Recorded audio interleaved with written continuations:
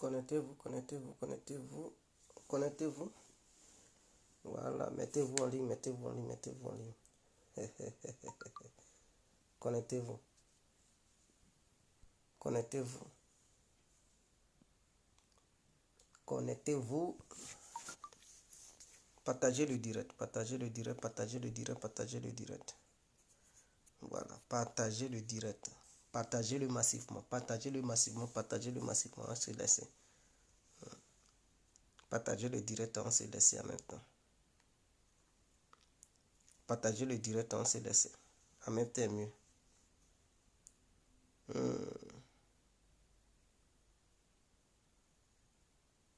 Partagez le direct. Partagez le direct, on se laisse en même temps.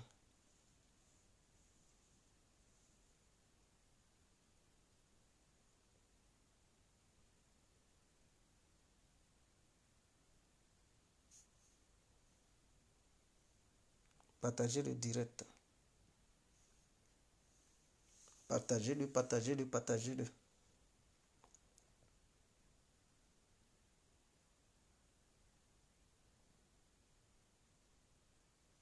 Partagez le direct. Partagez-le. Partagez le direct. J'espère que vous êtes là. Mettez les cœurs. N'oubliez surtout pas de me donner mes étoiles. Hein. Ça fait un moment donné, vous ne me donnez plus d'étoiles. Donc, donnez-moi les étoiles comme auparavant. Voilà, il y a des gens qui donnaient 1000 étoiles. Hein, jusqu'à ça partait dans le nombre de 2000 étoiles. Donc, voilà, recommencer parce que, voilà, c'est très important. Entraidons nos vivants, soutenons nos vivants, c'est très important. L'incontournable. Ben Kamara, big up à vous. LH Touré, big up à vous. Sim Sodiou, big up à vous. Béatrice Baouin, big up à vous. Aubin MHI, big up à vous. Savadogo Abdul Fataf, big up à vous. Moïse Jean Kwadjo Kofi, big up à tous ceux qui sont en ligne. Hervé Madou, big up à vous. Cher Herven. Voilà, LH Touré qui vient de me donner 200 étoiles. Que Dieu vous bénisse, Maître Touré. Que Dieu vous bénisse. Voilà. Donc, je pense que les autres aussi peuvent faire comme Monsieur Touré. C'est très important. Donc, entrer dans nos vivants. Alors, nous allons rentrer dans le but du sujet sans trop tarder. Parce que c'est très important. Hein? Les nouvelles sont très, très fructueuses et en même temps dangereuses. Saddam Issoufou, big up à vous. Enfant béni, big up à vous. Seogo Abdul Karim, big up à vous. Mario Zagallo, big up à vous. Alors, bonsoir, bonsoir à tous et à tout temps. Pour tous ceux qui ne me connaissent pas, je suis l'incontournable Gaga complet tout terrain, l'homme dont on parle, l'homme qui n'a pas froid aux yeux, l'homme qui ne mâche pas ses mots. Vous pouvez aussi m'appeler devant la vie. L'homme n'est rien, gouverneur italien, docteur Mondon, appelez-moi Boum Boum, laisse-moi mourir 5 heures. Plein droit, El Padrino Camari Dezoula Moudia. Alors nous voilà à nouveau devant cette caméra pour parler d'une certaine troisième guerre qui débutera peut-être sur cette histoire de l'Ukraine. Et nous allons faire une analyse. C'est une analyse approfondie de la situation dans le Donbass concernant le référendum qui va s'organiser à partir de vendredi. Parce qu'aujourd'hui, il est quelle heure déjà? Il est 23h15. Donc, c'est-à-dire, le référendum commence le 23 et le 27. C'est-à-dire le vendredi prochain, là, ainsi que le lundi qui vient, si je ne m'abuse pas. Hein? Donc, le vendredi qui vient et le lundi qui vient. Ok. Et après ces deux référendums, qu'est-ce qui va changer réellement dans cette histoire d'opération spéciale en Ukraine? Chers parents, chers frères, chers amis, avant de commencer, j'aimerais vous informer que la Douma russe vient de voter une loi qui autorise le président russe de faire la mobilisation générale et utiliser toutes les forces dont dispose la Russie pour répondre à toute attaque contre les deux républiques, c'est-à-dire le Donetsk et le Lugansk, envers des forces étrangères. C'est-à-dire la Douma d'État russe vient de faire voter une loi autorisant le président à utiliser n'importe quelle force dont dispose la Russie pour répondre à toute attaque de ces deux républiques vis-à-vis des ennemis de ces deux républiques. Et j'aimerais vous informer aussi qu'il y a eu une loi qui a été votée pour toute personne voulant devenir citoyen russe. Je répète, pour toute personne voulant devenir citoyen russe peut se présenter dans les différentes ambassades russes après avoir fait ses preuves dans l'armée russe pendant un an. C'est-à-dire, si tu cherches la nationalité russe, en ce moment où je te parle, il y a une loi qui a été adoptée pour les personnes qui veulent devenir russes, s'engagent d'abord dans l'armée russe et servent l'armée russe pendant un an. Après les un an, là, tu peux réclamer ta nationalité et on te donne ta nationalité. Mais pendant ces un an, tu es payé. Tu es payé, ce n'est pas gratuit que tu vas faire le service militaire. Donc, pour ceux qui rêvent de devenir militaire, ah tiens, on te donne l'opportunité d'être militaire. C'est-à-dire, même si tu étais voyou, je dis si tu étais voyou, et que tu fumais ganja et quelque chose comme ça, au lieu d'être voyou et puis te voir croupi à la maca ou bien dans les prisons sales africaines, mon frère ou ma soeur, on te donne une opportunité de devenir militaire. Est-ce que vous comprenez? Militaire.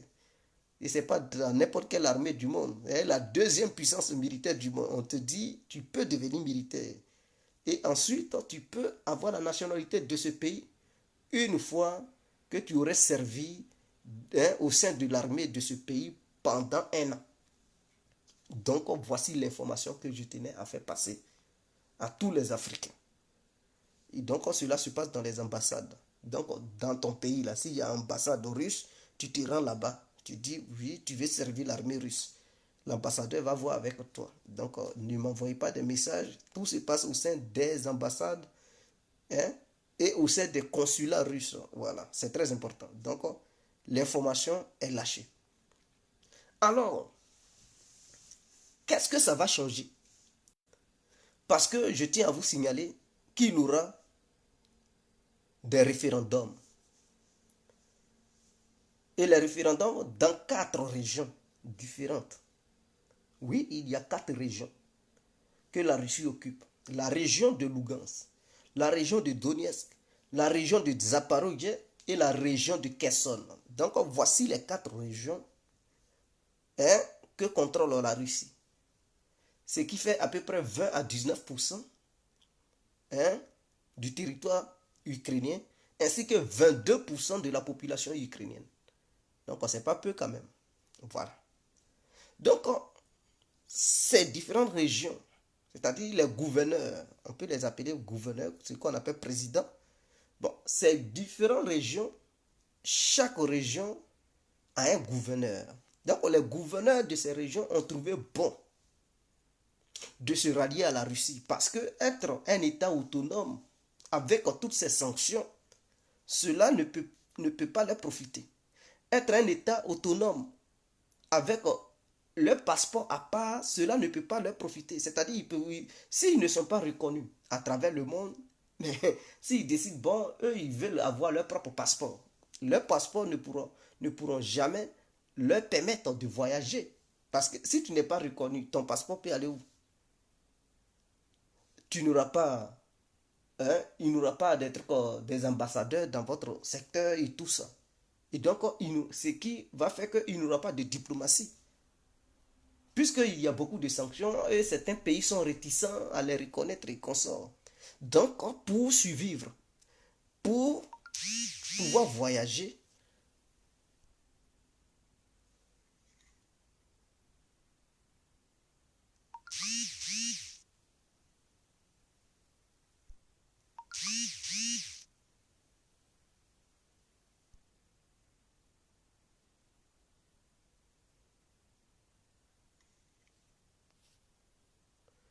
je viens. Excusez-moi une minute. Voilà. Excusez-moi, s'il vous plaît. Et donc, du coup, ils ont décidé de se rattacher à la Russie. Ce qui veut dire tout simplement que ces quatre régions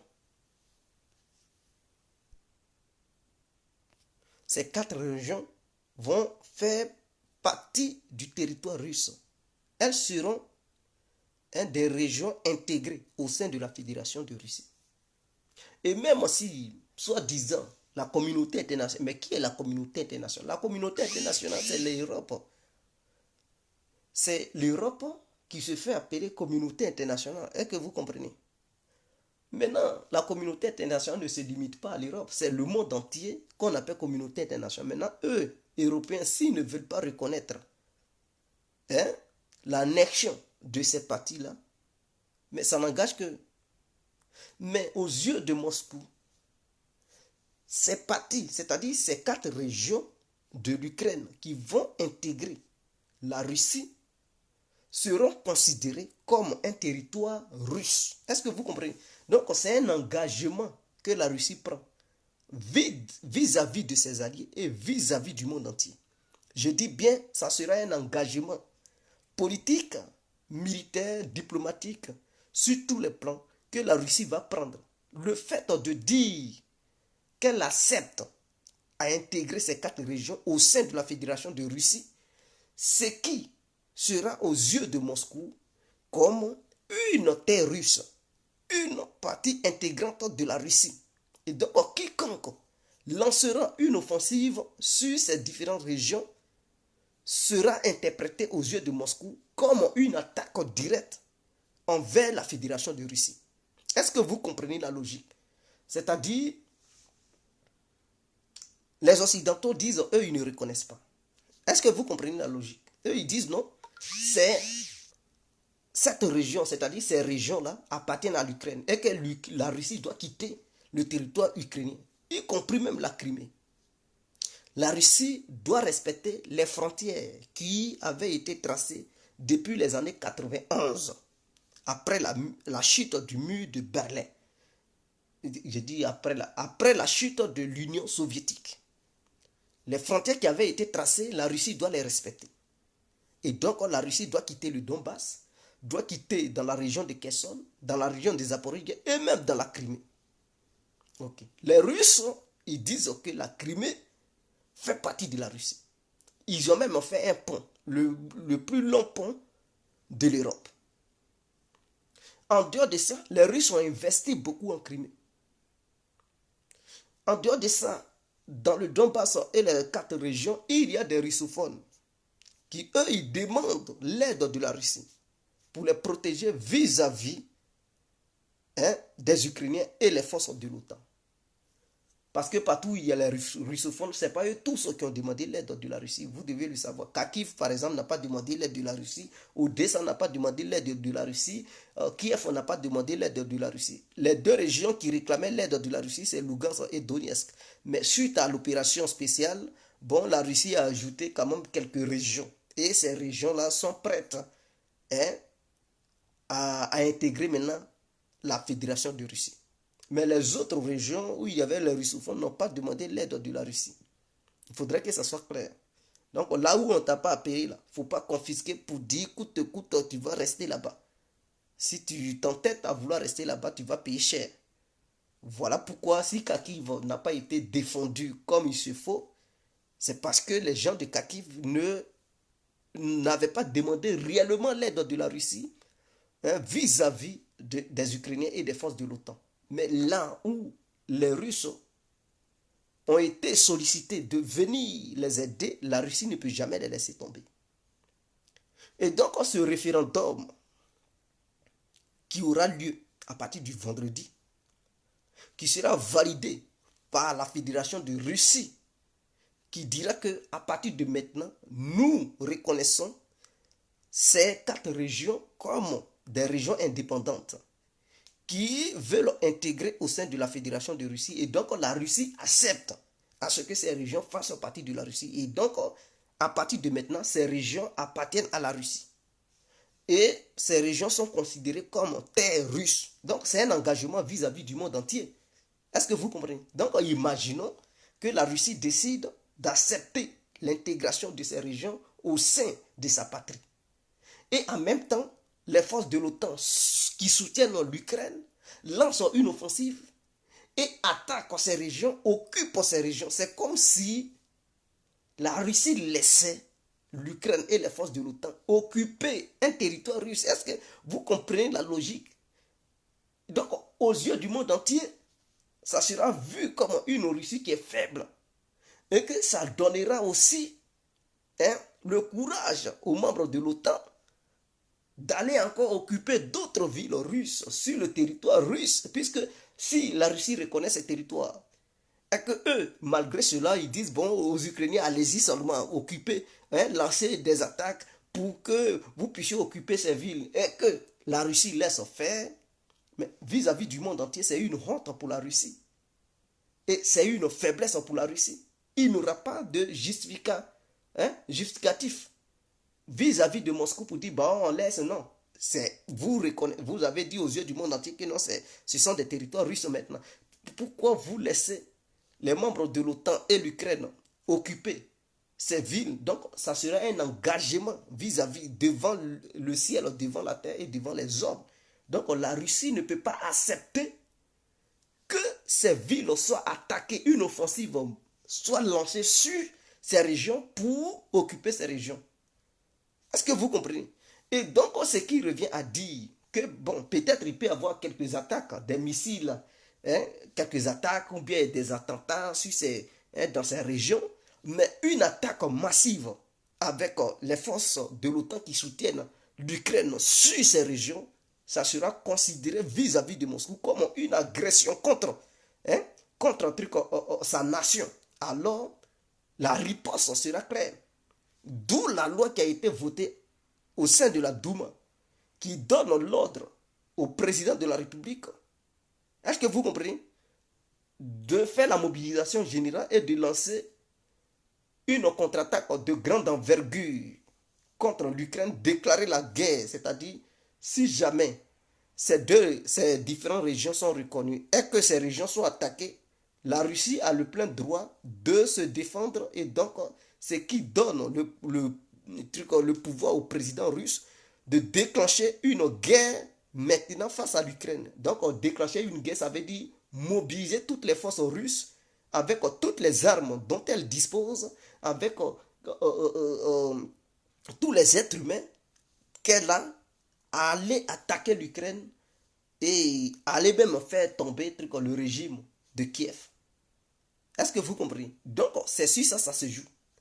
Le communiqué sera annoncé demain entre 8h et 9h. Donc, c'était programmé aujourd'hui, mais aujourd'hui, il y a eu une réunion de l'ONU.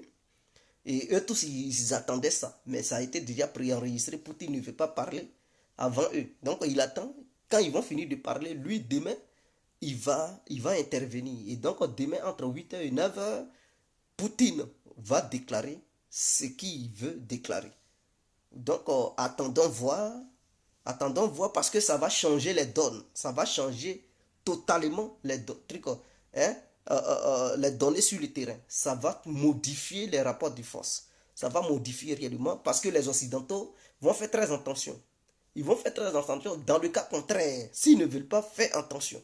Dans le cas contraire, s'ils disent nous, on n'en a rien à foutre, et que ce sont les territoires ukrainiens, et que nous, on peut coûte que coûte attaquer ces territoires, alors ça risque de déclencher une guerre mondiale parce que la Russie va considérer les membres de l'OTAN qui vont fournir les armes à l'Ukraine comme des parties belligérantes au sein de ce conflit qui encourage Kiev avec des arguments occidentaux pour bombarder ou attaquer la Russie directement. Ce qui poussera la Russie à riposter.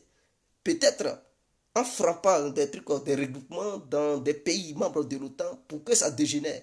Parce que la Chine vient de confirmer qu'elle va apporter son soutien à la Russie au cas où il y aurait une confrontation directe entre Moscou et les pays membres de l'OTAN. Voilà, donc voici ce qui se trace, voici ce qui se passe. Voici ce qui se trace, voici ce qui se passe.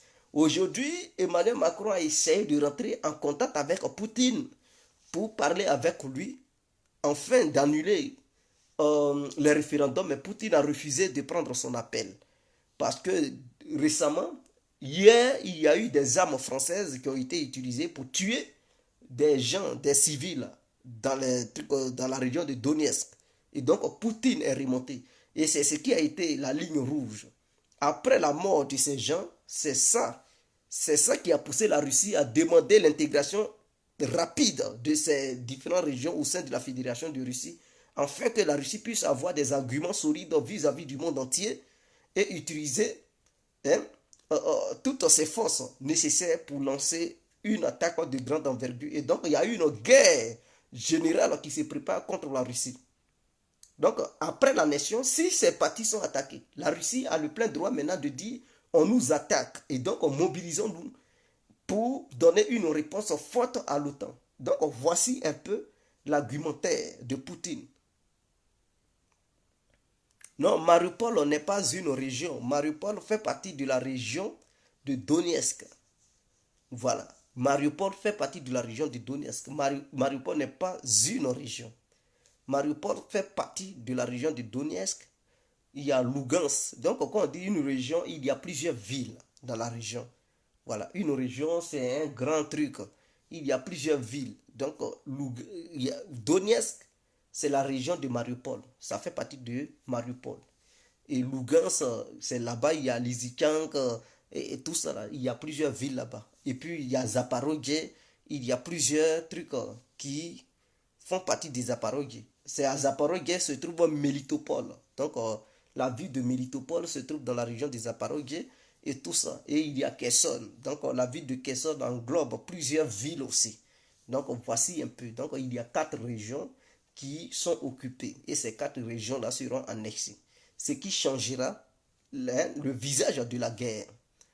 C'est ce qui changera le visage de la guerre. Parce que si, après le référendum, après la reconnaissance de la Russie vis-à-vis de ces trucs, de ces territoires, c'est comme si, si l'Ukraine n'arrête pas immédiatement et que l'Ukraine veut coûte que coûte continuer avec l'aide de l'Occident et les Américains, mais il y aura une contre-attaque, une mobilisation générale et l'Ukraine risque de perdre encore d'autres territoires. Donc moi, ce que je vois, c'est que cela n'allait jamais arriver, cette histoire de référendum, si les Occidentaux n'avaient pas trompé les Ukrainiens. Parce que, avant cette opération spéciale, cela concernait les 2 républiques, Donetsk et Lugansk.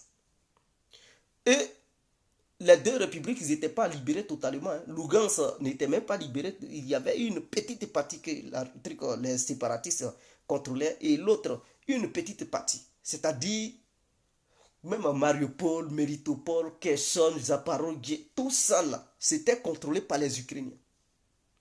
S'il y avait eu un accord, l'accord de Minsk, si c'était accepté, je dis bien si c'était accepté, et que dans leur discussion, ils trouvaient un accord pour dire, bon, les petites parties de ces 2 régions qui ont été, qui sont contrôlées par les séparatistes, ils n'ont qu'à contrôler là-bas, mais il faut plus, ils vont étendre leur contrôle dans le reste de ces 2 régions, et qu'un accord n'a qu'à être signé. Et ils trouvent un accord en retour. L'Ukraine décide de ne pas bombarder ces 2 régions. Et ces 2 régions décident de ne pas provoquer les Ukrainiens. Et ils allaient cohabiter ensemble comme ça. Mais ils ont refusé, ils ont joué un double jeu. Les Occidentaux, au contraire, ils demandaient aux Ukrainiens que non, il n'est pas question de négocier avec des milices. Il faut libérer le territoire. Et ils continuaient d'envoyer des armes. Envoyer des armes, envoyer des armes. Et il y a quelqu'un que j'ai écouté qui a dit que les armes qui étaient envoyées en Ukraine, ainsi que la formation des militaires ukrainiens par les pays membres de l'OTAN, avaient pour objectif, non seulement ils avaient déjà préparé les différentes sanctions contre la Russie, et ils préparaient l'armée ukrainienne à provoquer l'armée russe, parce qu'ils savaient que la Russie allait réagir. Donc, au dernier moment, avant que la Russie ne lance les opérations spéciales, l'OTAN préparait déjà l'Ukraine à lancer une offensive contre ces 2 régions, Lugansk et Donetsk. Objectif recherché, provoquer la Russie, pour que la Russie intervienne, afin que les pays occidentaux détruisent l'économie russe et fassent chuter le régime de Poutine. Donc, ils voulaient faire chuter Poutine, c'est-à-dire détruire l'économie russe. démembrer la Russie, c'est-à-dire en s'apprenant à l'économie russe, ça allait provoquer la division de la Russie. Et donc la Russie allait se diviser en plusieurs petits États. Ce qui allait faciliter les Occidentaux, hein, à demander aux différents États membres de la Russie de donner leurs armes nucléaires, c'est-à-dire dénucléariser la Russie.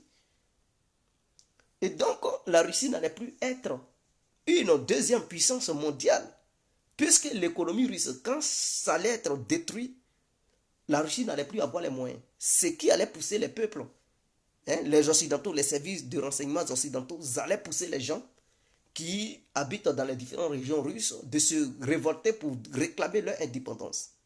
Et donc Moscou allait avoir son indépendance, la Tchétchénie allait avoir son indépendance, la Crimée allait avoir son indépendance, et tout ça, c'est-à-dire la Crimée allait se rattacher à l'Ukraine, les deux républiques, Lugansk et Donetsk, allaient se rattacher à l'Ukraine parce qu'ils allaient libérer là-bas par la force. Et Saint-Pétersbourg allait avoir son indépendance, et donc des micro-États, la Russie qui allait se diviser en micro-États, ces micro-États, les Européens n'allaient plus accepter que ces micro-États puissent posséder des armes nucléaires.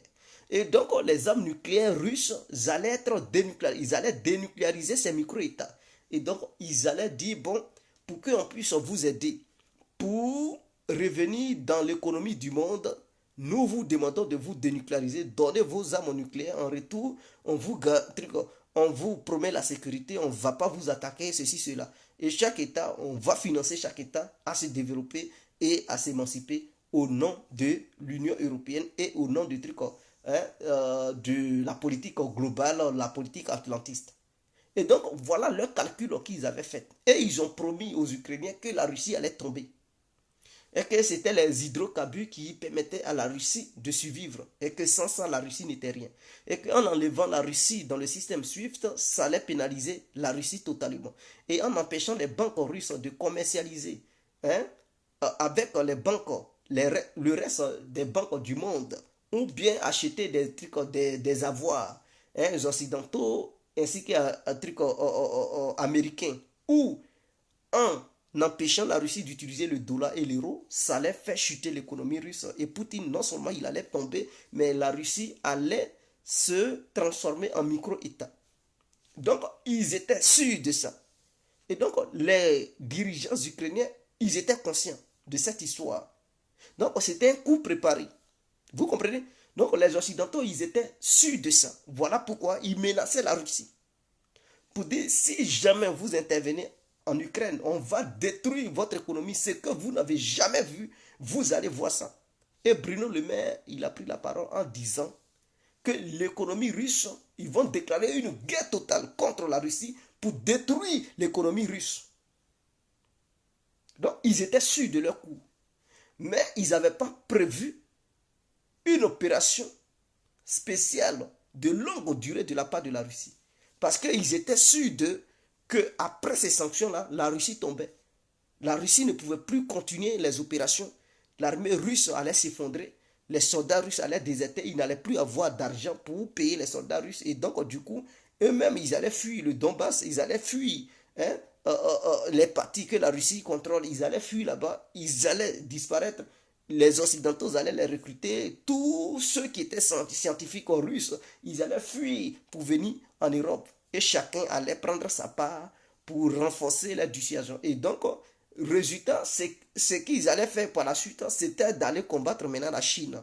C'est-à-dire, après avoir fini avec la Russie, ils allaient maintenant avoir des micro-États dans lesquels ils allaient placer des bases militaires auprès des trucs, des frontières chinoises en utilisant le territoire russe. Puisque s'ils sont divisés, la Sibérie aura son indépendance, ceci, cela. Les Occidentaux maintenant allaient œuvrer pour mettre des bases militaires et dissuader la Chine de faire quoi que ce soit en poussant Taïwan de prendre son indépendance pour étouffer la Chine économiquement parlant et empêcher la Chine d'avoir encore une aide militaire d'une autre grande puissance. Et donc, c'est qui allait pousser les Chinois à rester cloîtrés dans leur zone, hein, dans leur zone. Et ils n'allaient même pas avoir de zone d'influence parce qu'ils allaient les empêcher d'avoir des zones d'influence. Et voilà ce qu'ils avaient calculé.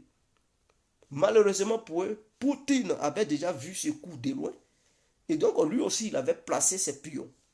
Donc avant que les Ukrainiens ne déclenchent les opérations, avec l'aide des pays membres de l'OTAN, puis Poutine a précipité les choses. Donc lui, il a décidé de déclencher les opérations. Voilà pourquoi, pour frapper la Russie avec les sanctions, ils n'ont pas réfléchi. Ils n'ont même pas calculé. Ils se sont dit que la Russie n'allait pas résister très longtemps. Et donc en frappant la Russie avec une grande ampleur de sanctions, la Russie allait s'effondrer, hein, dans les 1 mois qui venaient. Et donc ils ont déclenché les sanctions du jamais vu dans le monde sur un pays. Déclenché toutes sortes de sanctions. Des vagues de sanctions qui pleuvaient sur la Russie. Mais la Russie a su amortir ces différentes sortes de sanctions. Eux-mêmes, ils n'ont rien vu venir. Ils ne comprenaient plus rien. Ils ont dit, mais comment ça? On a toujours dit que l'économie russe, hein, faisait le PIB de l'Italie ou bien de l'Espagne. Comment se fait-il qu'un pays, hein, dont son PIB est l'équivalent de celui de l'Italie ou de, de l'Espagne résiste à une guerre économique face à l'Occident et même, bon, quand on dit l'Occident, les États-Unis compris, hein, les États-Unis, l'Occident et leurs alliés. Comment se fait-il que la Russie résiste? Comment se fait-il que l'économie russe ne s'effondre pas? Comment se fait-il que le rouble prend de la valeur? Comment se fait-il que la Russie gagne de l'argent? Ils n'ont rien compris.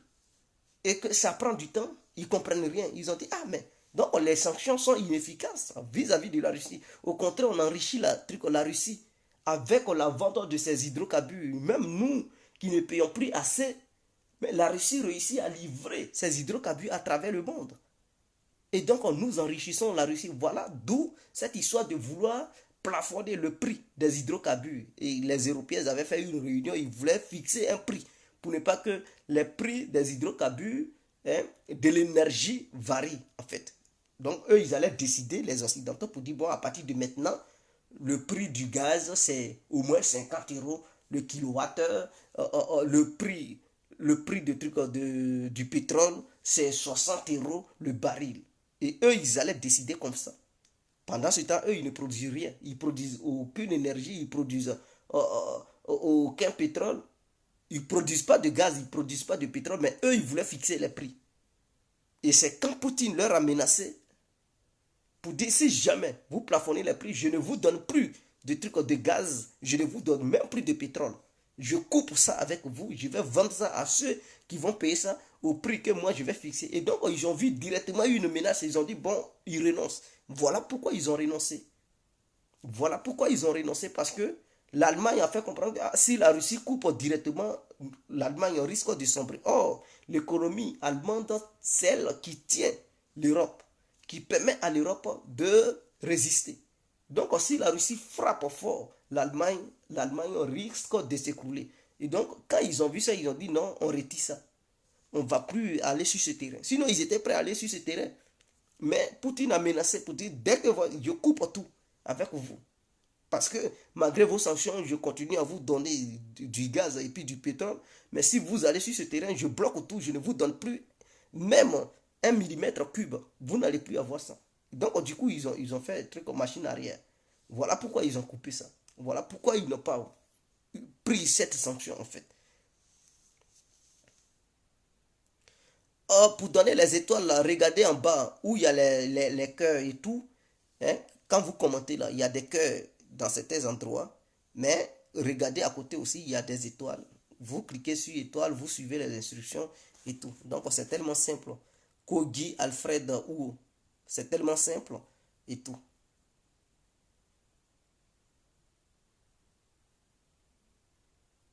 Non, Donetsk n'était pas contrôlé totalement, hein. C'était une petite partie du Donetsk qui était contrôlée par les milices, hein, par les républiques populaires du Donetsk et tout. Lugansk aussi, c'était une petite partie. Donc, si les gens vous font croire que non, la Russie contrôlait totalement le Donetsk, non, non, non, non. Donetsk est une grande région qui n'était pas contrôlée totalement par les milices. C'était une petite partie. Donc, s'il y avait une négociation, la Russie n'allait pas ajouter les autres parties. C'est parce que les Occidentaux ont fait croire aux Ukrainiens que non, à travers l'Ukraine, ils allaient détruire la Russie et tout,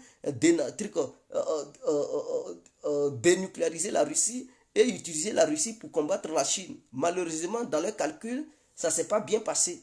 Ils ont fait un échec dans leur programme. Ils voient que non, la Russie leur tient tête et la Russie a pris d'autres trucs en partie, d'autres territoires. Et maintenant, la Russie veut faire un référendum. Voilà pourquoi les Occidentaux, ils refusent. Parce que s'ils acceptent et qu'ils demandent à Kiev non négocier, Kiev va leur dire, ah, donc vous m'avez trompé. C'est vous qui nous avez trompé parce que si on avait fait les négociations, la Russie n'allait pas prendre le contrôle de Mariupol, prendre Kherson, prendre Zaporozhye, prendre d'autres régions. Mais vous nous avez fait rêver, maintenant ils ont pris d'autres territoires, ils veulent faire des référendums. Voilà pourquoi les Occidentaux disent non, on va vous aider, on va vous aider, on va vous aider.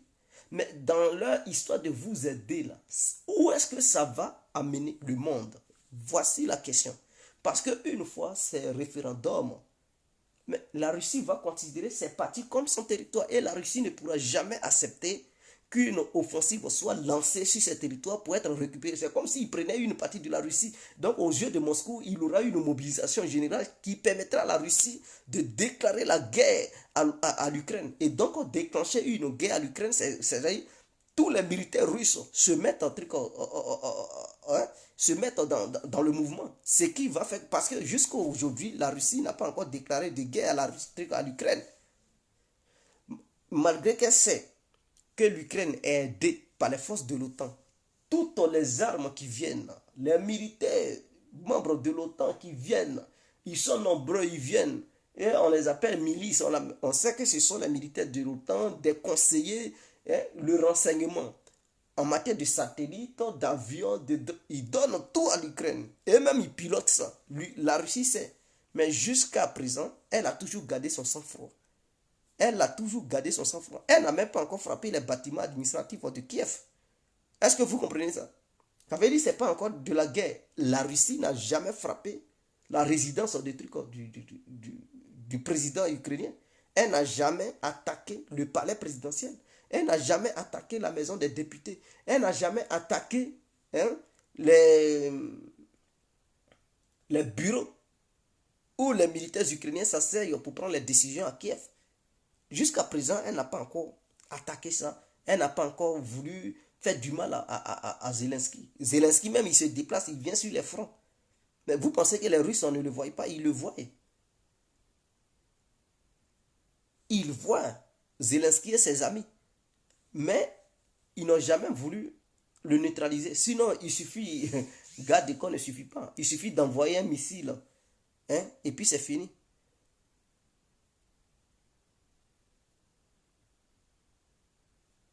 Tu comprends? Donc voici un peu ce qui se passe. Voici ce qui se passe. Mais la Russie n'a jamais attaqué un responsable ukrainien.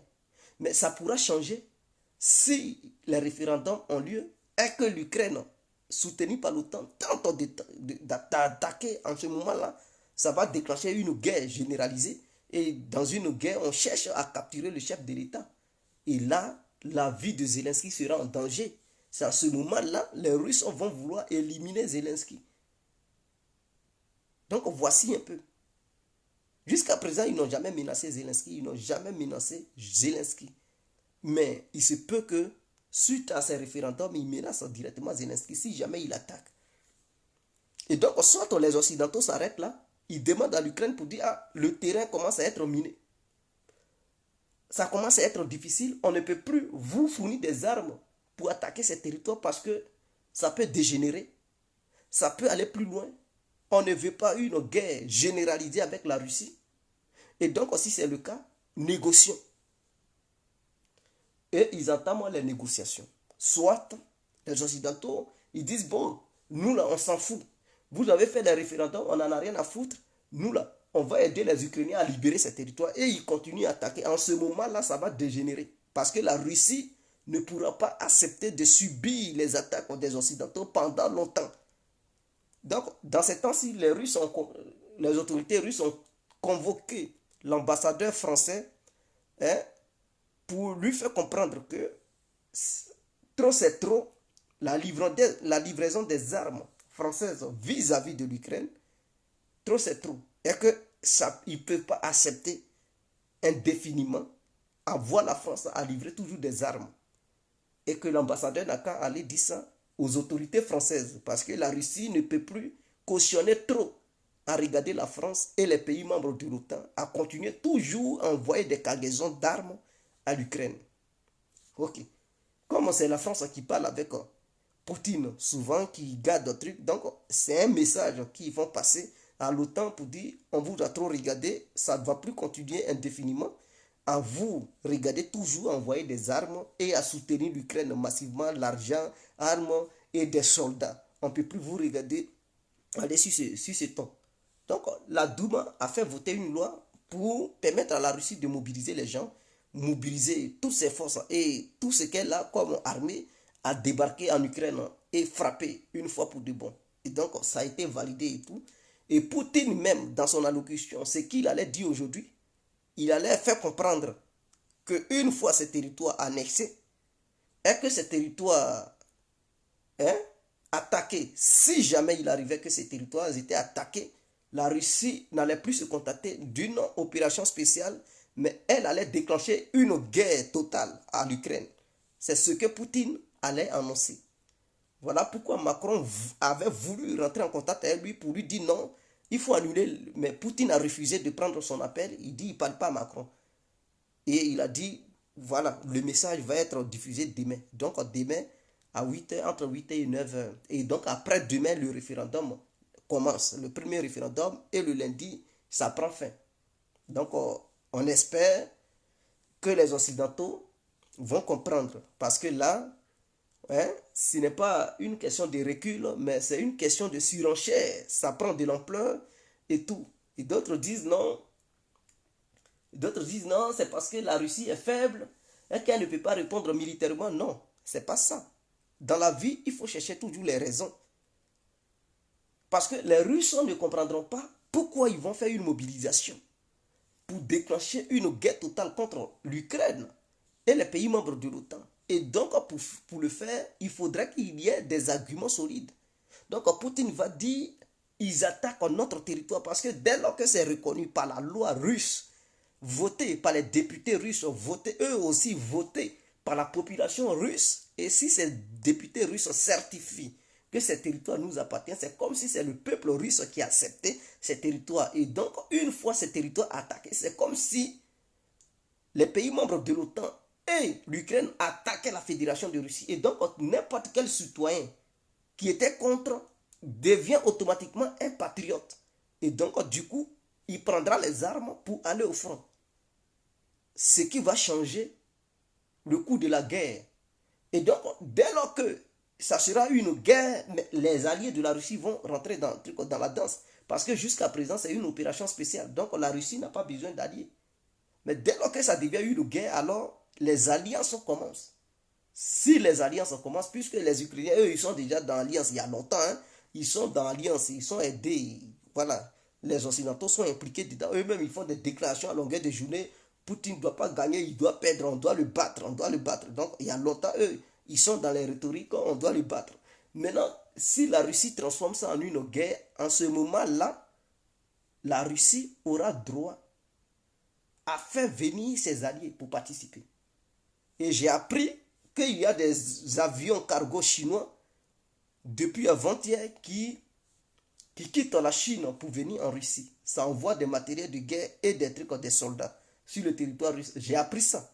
Mais on va vérifier encore. Et j'ai appris que l'Iran a déjà fait 4 tours avec des avions cargo qui quittent à Téhéran vers Moscou.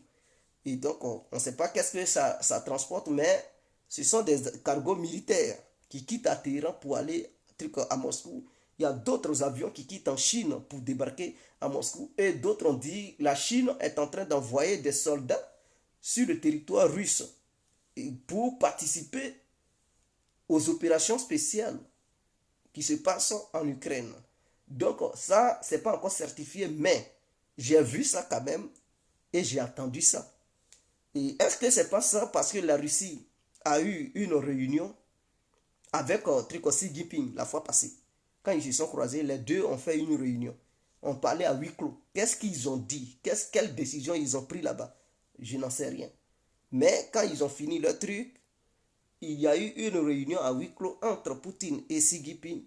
Et c'est là la Chine a dit, elle prend l'engagement de s'affirmer et jouer son rôle de puissance pour changer le cours du monde et l'unipolarité du monde dominé par les Occidentaux, et que la Chine va prendre l'engagement de soutenir la Russie dans ses efforts et dans tout ce qu'elle fera, afin que le monde change, pour apporter la paix dans le monde.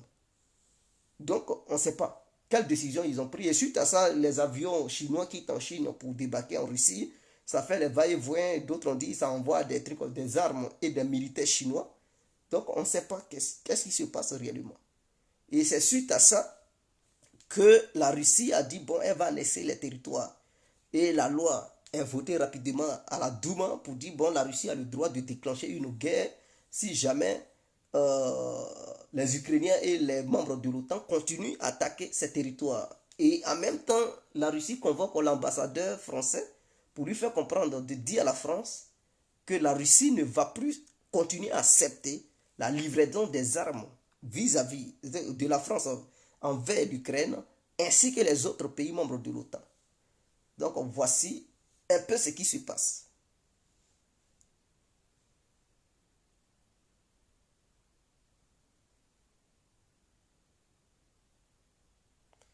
Oui, oui, Poutine a dit que ce n'est pas l'armée russe qui est encore sur le terrain, que ce sont des contractuels, des gens qui veulent, qui, hein, qui n'ont pas les moyens, qui aimeraient combattre pour être payés.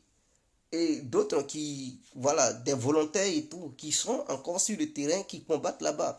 Que l'armée russe réellement n'a pas encore décidé d'aller sur le front. Donc avec cette loi et avec le référendum et tout, la Russie pourra demander à l'armée russe de se lever pour débarquer en Ukraine. Donc la Russie peut mobiliser 1 million de personnes, puisque l'armée russe va jusqu'à 3 millions. Donc elle peut décider de mobiliser 1 million de soldats pour débarquer en Ukraine. Et donc imaginons 1 million de soldats qui vont attaquer automatiquement l'Ukraine. Vous comprenez que ça ne sera plus les régions du Donbass ou du Sud, mais l'Ukraine risque de perdre encore d'autres territoires. Donc si les Ukrainiens ils sont intelligents, moi je dis, s'ils sont intelligents et que les pays membres de l'OTAN sont intelligents, ils devraient demander à Kiev, il faut négocier suite à ces référendums. Parce que si on continue à attaquer et que la Russie déclenche une mobilisation générale, on risque de perdre encore d'autres villes ukrainiennes. Et si ces villes ukrainiennes sont perdues, la Russie risque d'organiser encore des référendums dans ces différentes villes.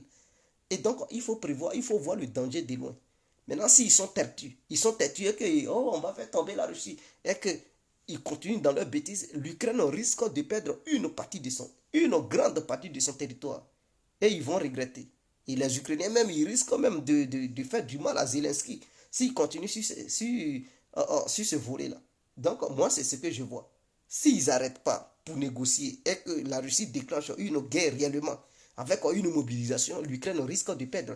Parce que jusqu'à présent, la Russie n'a pas encore déclenché un truc de mobilisation générale. Hein. Elle n'a pas encore fait de mobilisation. C'est l'Ukraine qui fait mobilisation générale avec l'aide des pays membres de l'OTAN. La Russie n'a pas encore fait ça. Malgré cela, la Russie a gagné a libéré quelques villes. Même si elle a perdu une région de Kharkiv. Mais s'il y a une mobilisation générale de la part de la Russie, mais l'Ukraine risque de perdre une grande partie de son territoire. Parce que les Russes sont capables de libérer beaucoup de territoires. Même s'ils doivent perdre des soldats, mais ils risquent de prendre le contrôle d'une très grande partie du territoire ukrainien. Et là, l'Ukraine va regretter. Parce que c'est ce qu'ils ont fait. Au lieu de respecter l'accord de Minsk, ils n'ont pas voulu. Ils ont perdu des territoires. Là encore, les référendums viennent. S'ils ne veulent pas négocier, ils risquent de perdre encore d'autres territoires. Et c'est comme ça. En voulant trop gagner, on perd beaucoup. Et donc ça, c'est un message clair. J'espère que les dirigeants ukrainiens comprennent bien la situation. J'espère que les pays membres de l'OTAN comprennent bien la situation et que la Russie n'est pas seule. La Russie a des alliés puissants. Et que cette histoire d'armes nucléaires, ce n'est pas eux seuls qui détiennent ça. La Chine a des armes nucléaires, la Corée du Nord a des armes nucléaires. Et donc ces deux pays déjà, ça donne l'équilibre. Puisque côté occidental, c'est l'Angleterre, la France et l'Amérique qui possèdent des armes nucléaires. Maintenant, la Russie aussi a des armes nucléaires. Donc, ça fait 1-1, ça fait 3-3. 50-50. C'est égalité. Maintenant, peut-être si Israël s'ajoute, mais les armes nucléaires russes sont assez nombreuses. Donc, même si on ajoute les armes nucléaires d'Israël, ça ne pourra pas changer les trucs, la donne. Et Israël va se garder très loin parce qu'elle ne va pas rentrer dans le jeu pour dire qu'elle va utiliser armes nucléaires. Parce que s'il y a 4 frappes d'armes nucléaires sur son territoire, c'est fini, ça disparaît. C'est un territoire qui est minuscule. Donc, ils ne vont pas vouloir s'hasarder sur une guerre où on dit c'est le nucléaire qui parle. Ils vont rester dans leur coin, ils ne vont même pas s'immiscer. Parce que s'ils s'immiscent, il suffit de 4 frappes bien dosées et puis c'est fini, leur territoire disparaît.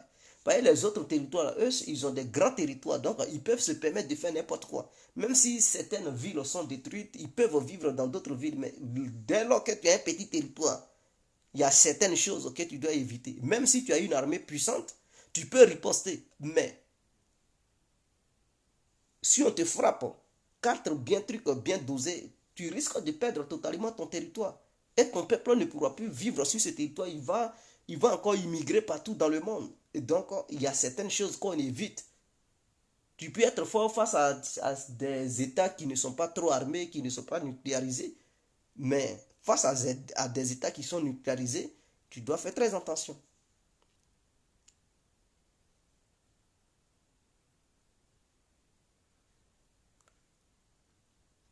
Oui, Poutine, parce que le problème de l'Ukraine a fait voter une loi où elle confie sa défense aux pays membres de l'OTAN. C'est-à-dire, l'Ukraine dit que sa défense sera garantie par les Occidentaux et les États-Unis. C'est ce que la Russie ne veut pas attendre. La Russie dit, mais c'est une manière d'intégrer l'OTAN. Dès lors que tu confies la sécurité de l'Ukraine aux Occidentaux et de l'OTAN, ce qui veut dire que si l'Ukraine est attaquée, les Occidentaux et les Américains doivent défendre l'Ukraine. C'est une manière d'intégrer l'OTAN sans le dire. Donc, Poutine a dit, la seule façon de garantir la sécurité de l'Ukraine, ce n'est pas en accordant sa sécurité aux pays membres de l'OTAN et tout, mais en prenant des décisions raisonnables, rationnelles, des décisions qui garantissent que l'Ukraine ne va jamais intégrer l'OTAN. L'Ukraine ne va pas être un pays militarisé et les nazis doivent disparaître. Pour que et l'Ukraine ne doit pas être un anti-État russe. C'est en ce moment-là l'Ukraine pourra avoir la paix et bien vivre. Mais tant que l'Ukraine ne prend pas ces gens d'engagement, l'Ukraine n'aura pas la paix. C'est ce que Poutine a fait comprendre. Il dit, c'est pas en confiance sa défense aux pays membres de l'OTAN qui va donner la paix à l'Ukraine. Tant que la Russie n'a pas la garantie que son État serait menacé par l'Ukraine, la Russie ne laissera pas l'Ukraine tranquille. Et donc, soit Zelensky, il continue sur ça, et l'Ukraine sera détruite jusqu'à ce que les Ukrainiens eux-mêmes, leur pays leur dégoûte, leur donne le dégoût, et fuient l'Ukraine pour aller habiter ailleurs. Ils ont un choix. Soit on négocie, soit on continue la guerre, mais si la Russie fait aussi la mobilisation générale, l'Ukraine va risquer de perdre beaucoup de villes. Les Odessa, tout ça, ils vont perdre. Les Nikolaev, les Odessa, ils risquent de perdre tout. Donc, moi, je pense que la logique dirait de négocier maintenant.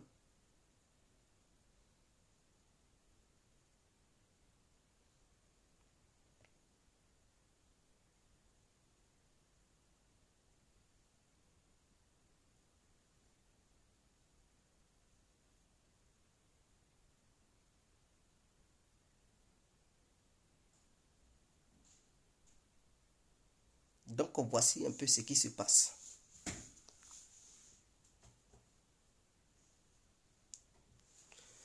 Alors, j'ai appris tout de suite que les pays membres de l'OTAN et de l'Ukraine envoient des matériels de guerre en ce moment-là vers le front pour empêcher ces référendums. Donc, ils veulent lancer une attaque de grande envergure. Et donc, toutes les forces de l'Ukraine, ainsi que les pays membres de l'OTAN, ils sont en train d'envoyer des militaires en ce moment. Il y a des militaires de l'OTAN qui rentrent en Ukraine en ce moment et ils veulent déployer toutes leurs forces vers l'est de l'Ukraine pour attaquer et empêcher les référendums d'avoir lieu, parce que si les référendums ont lieu, ils ne pourront plus faire ce qu'ils voulaient faire, ça va déjouer leur plan. Et donc voici un peu ce que j'ai appris. Donc j'espère que ce n'est pas vrai. Et voilà pourquoi Poutine a annulé son discours. Voilà pourquoi il a annulé son discours. Et donc le discours sera publié demain, entre 8h et 9h. Et donc on attend cette nuit, peut-être ça va bader, peut-être à partir de demain, hein, une grande opération venant de la part de Kiev et les alliés occidentaux. Hein. Cette opération sera lancée contre l'Est pour empêcher les référendums. Voilà, donc voici un peu ce que j'ai appris en ce moment où je vous parle. Donc on est ensemble, passez une très bonne nuit et portez-vous bien. Ciao.